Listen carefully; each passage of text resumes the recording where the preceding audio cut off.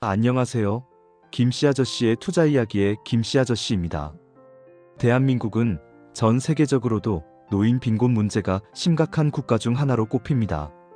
특히 OECD 국가들 중에서는 오랫동안 노인 빈곤율 1위라는 불명예를 안고 있습니다.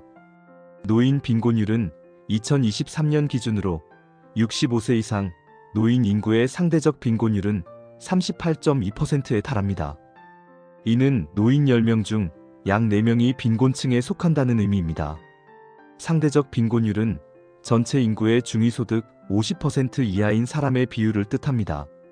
2022년 기준 66세 이상 인구의 상대적 빈곤율은 39.8%로 OECD 38개국 중 가장 높았습니다. 성별로 보면 남성 노인의 빈곤율은 31.8%인 반면 여성 노인의 빈곤율은 43.2%로 훨씬 높습니다. 이는 여성의 낮은 연금 수령액과 긴 기대 수명 등이 복합적으로 작용한 결과입니다. 나이가 많아질수록 빈곤율이 더욱 높아지는 경향을 보입니다. 76세 이상 노인의 빈곤율은 52%에 달합니다. 우리나라 전체 인구의 상대적 빈곤율 약 14.9%과 비교해보면 노인 빈곤율은 2.5배 이상 높은 수준입니다. 노인 빈곤율의 원인으로 국민연금이 1988년에 도입되었고 전 국민 연금이 된 것은 1999년입니다. 즉, 연금 제도가 다른 선진국에 비해 역사가 짧고 아직 성숙하지 않아 현재의 노인 세대가 충분한 연금 혜택을 받지 못하고 있습니다. 특히 고령층 노인의 경우 국민연금 가입 기간이 짧거나 아예 가입하지 못한 경우가 많아 연금 수급액이 매우 적습니다.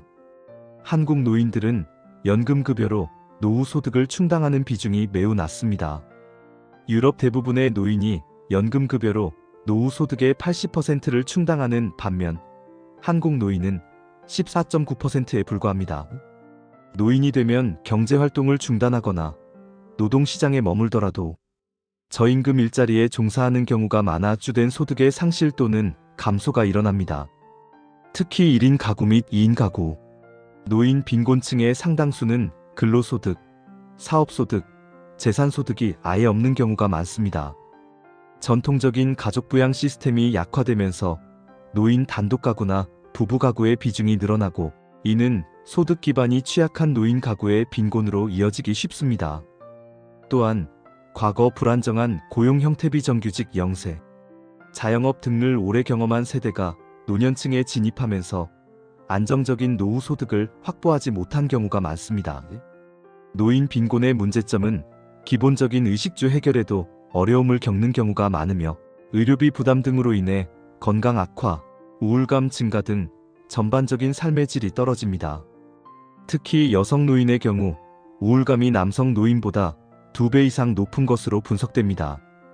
노인 빈곤은 사회 전체의 양극화를 심화시키고 세대 간 갈등을 유발할 수 있고 노인 인구의 증가와 빈곤율 심화는 기초연금 등 노인 복지 예산에 대한 국가 재정 부담을 가중되며 노인 인구가 늘어나고 이들의 경제적 어려움이 지속될 경우 사회 전체의 생산성과 활력이 저하될 수 있습니다.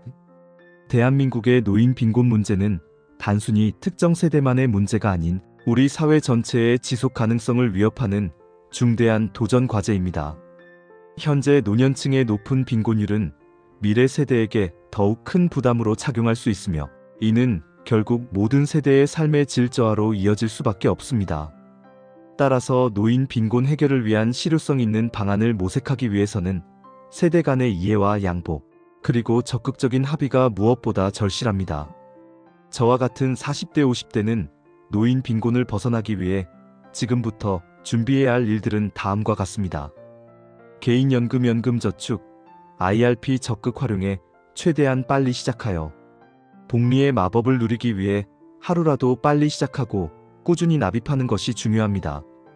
세액공제 한도 최대로 활용해서 연금저축 최대 600만원과 IRP 연금저축 포함 최대 900만원의 세액공제 한도를 최대한 활용하여 연말정산 혜택을 극대화하는 것이 좋습니다. 하지만 현실적으로 저 같은 1인 가구는 가능할지 모르지만 자녀가 있으신 분들은 세액공제 한도를 최대로 활용하는 것이 힘들지도 모릅니다. 그러므로 소액이라도 꾸준히 납입하는 것이 좋다고 생각합니다. 계좌 내에서 예금, 펀드, ETF 등 다양한 투자 상품을 본인의 투자 성향에 맞춰 적극적으로 운용하여 수익률을 높이세요. 장기적인 관점에서 주식형 자산 비중을 고려하는 것도 좋습니다.